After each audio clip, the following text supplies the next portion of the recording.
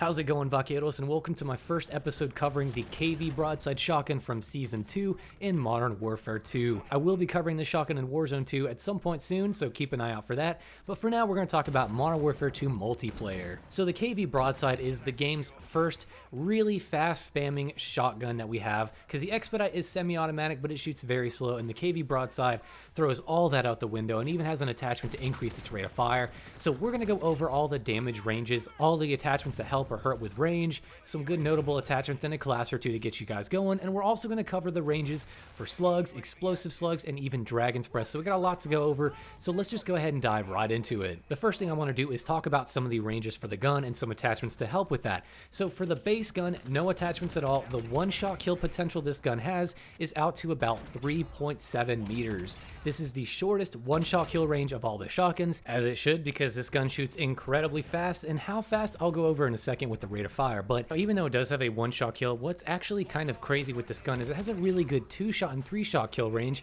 and the two-shot kill range for the base gun is out to about 13 to 15 meters. Now, it's a little hard to be super exact with it, but basically I was getting consistent two shots with the base gun, aiming down sights out to about 13 to 15 meters. We need sim.gg to really confirm because shotguns can be very finicky, but that's a pretty dang good two-shot range, and of course you can push that even further with three shots. In terms of the ranges, there are a lot of barrels we can choose from. It's actually kind of overwhelming. There's a lot to choose from, and there are some good ones to use for range. Most notably, the best ones for range are the Gunner D20 and the ZLR Sport 8 barrel, which both take your one-shot kill range out to about that 5-meter mark, which is, again, pretty good for a gun like this, and you're going to be getting two shots out past 15 meters, so it's very good, and these also help with recoil control, which, as you'll see later, can be an issue with this gun, but these are the best barrels for range, but of course they do slow you down, so be mindful of that. We also have some other barrels like the Range 12, which gives you a little bit more range, but doesn't hurt your aim down sights time as much, but sometimes it's just better to go with the big barrels and just get all that range that you can.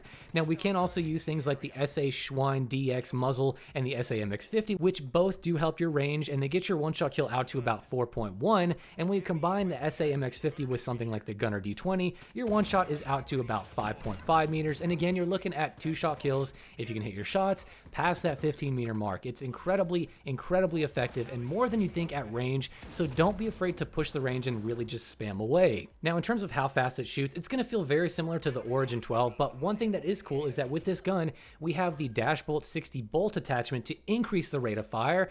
Yes, you can actually increase the rate of fire for this gun, so it feels more like the Gallo did with that reinforced heavy barrel that shot really quick. That is basically what this is going to feel like. Now, the rate of fire I tested by hand is coming out to about 208 rounds per minute. Again, that's by hand, so it's probably a little wrong, but pretty close. And then with the bolt attachment, the Deadbolt 60, it took it to about that 258 rounds per minute mark, which is a noticeable increase, and you will definitely feel it when you equip this thing. So I highly recommend when you use this, if you're just going to go for spamming, the Dashbolt 60 is an awesome attachment because it is going to get you follow-up shots very quick, and it's extremely noticeable, so I definitely encourage you guys to always run this thing in most of your classes, except for maybe slugs and stuff like that. Now, with the rate of fire, it does come some issues with recoil, and this gun itself doesn't have that much recoil, but when you put on the Dashbolt 60, like the Expedite 12 with its bolt, it does hurt your recoil a little bit, especially if you're using slugs and trying to be accurate.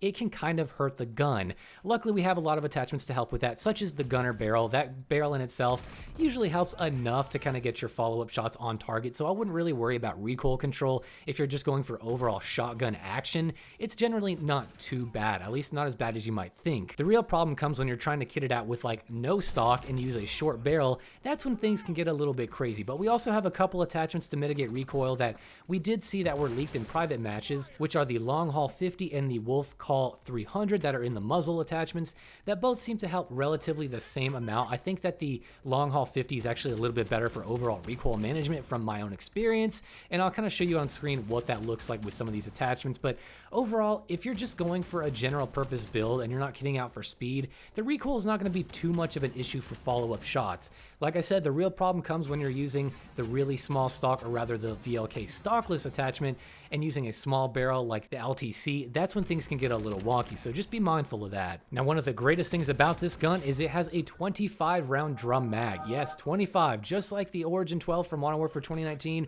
and it also does have a 12 round magazine. So that is awesome. I love that they brought these back. The 25 round drum is hilarious to use, and it's actually pretty effective. Yes, it does slow you down quite a bit, but if you're kitting it out for Hipfire, just spam the hell away. You have 25 rounds. Who the hell cares? Just unload, and that is really where this thing excels when you're using that thing.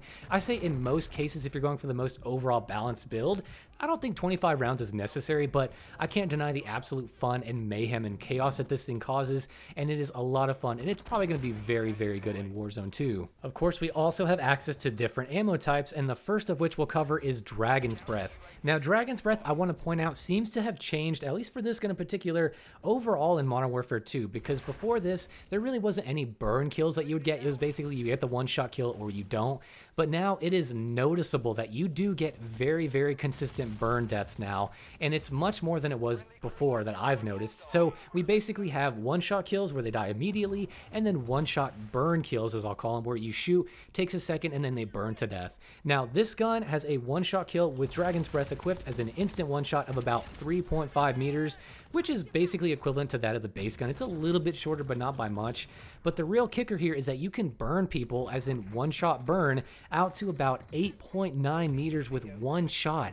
That is actually really good, and yeah, of course you have to hit your shot, but to be able to pick people around corner, hit one shot and duck into cover and then just watch them burn, that's pretty effective, and it's better than you might think with this gun, and to be honest, I really enjoy Dragon's Breath. Now, when you kit out the gun with the gunner barrel as well as the SA-MX50, you get a one-shot, immediate one-shot of about 5.5 meters, and that burn is out to about 13 meters. Again, for a gun that shoots this quick, that is really nothing to scoff at, and that's pretty damn strong. So Dragon's Breath seems to have gotten a little bit of a buff, at least on this gun in particular. I still want to check it out on the other shotguns. I'll probably make a dedicated video on that, but just note Dragon's Breath on this gun is actually very usable. It's very good. Just be mindful the range isn't as good. You're not going to be pushing that range quite as much, but you can get one-shot burns and great two-shot kills as well, just like with the base gun. We do have slugs and explosive slugs as well, and I'll give you the ranges for those, but I'll be covering those classes and all that in a separate video, but I will show you the base damage ranges. So for slugs and normal slugs, we can one-shot with stomach shots out to about 5.7 meters, with chest shots out to about 12.5-ish, and then with headshots out to about 16 meters. Now, the slugs on this gun, I did try. They are a little difficult to use. I was missing a lot of my shots. I don't know why. It just felt so kind of clunky. Maybe it was because I adjusted my sensitivity a little bit, but I wasn't playing very well. But there's a lot of potential here. I'm going to make dedicated videos on slugs, of course. And then for explosive slugs, they basically have more range than the normal slugs. And for these, you get stomach one-shots out to about 8 meters, one-shot chest shots out to about 17, which is very good. And then for headshots out to about 22-ish meters, but it's difficult to test that because slugs just want to do their own thing and fly all over the place sometimes.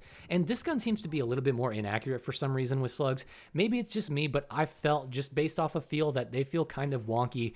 But there is definitely potential for a marksman rifle type of build here, so just keep that in mind. And like I said, we'll go over these in separate videos, of course. As for my overall best class, this is what I decided to go with. And there's a lot of ways you can kit this thing out, but I've had the best success with this build here. Now, I want to point out that the Bryson choke, of course, it helps your spread the most. And with this thing, it actually helps quite a bit. And you'll get a very, very tight spread.